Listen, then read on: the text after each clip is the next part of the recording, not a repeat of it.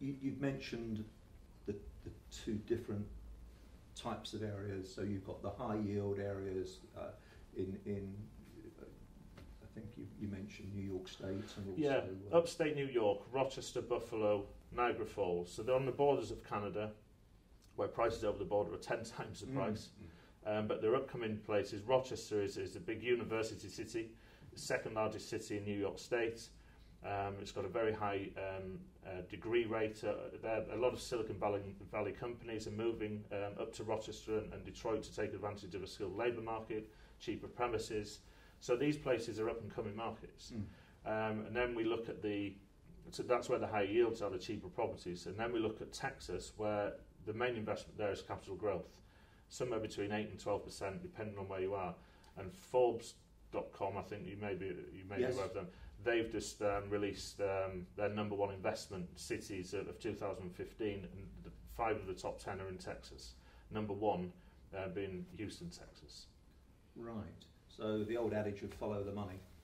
Well, there you go. And there's huge employment in Texas at the moment.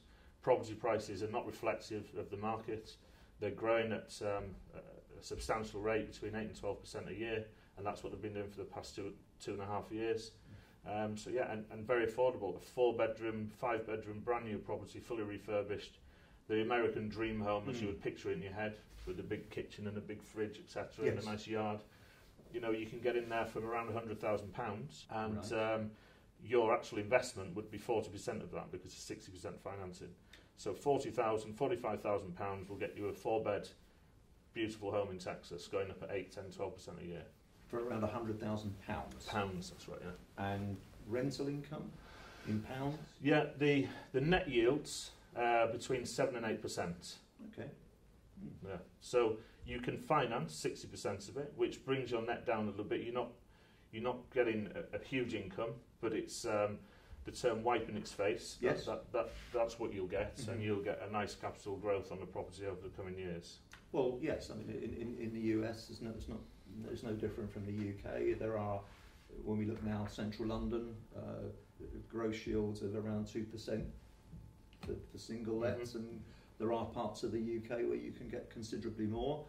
But of course, the trade-off is the capital growth prospects, because obviously London, very, very strong economy, and as you're pointing out, with the recovery of the US economy, some locations are now motoring ahead, and by the sounds of it, Texas, most certainly, the parts that you referred to, are on an upward curve. Yeah. If you're looking for a like-for-like investment, southeast of England, so nice properties in high employment areas, with strong capital growth expectancy, then Texas is a place. Houston and Dallas are the places to be.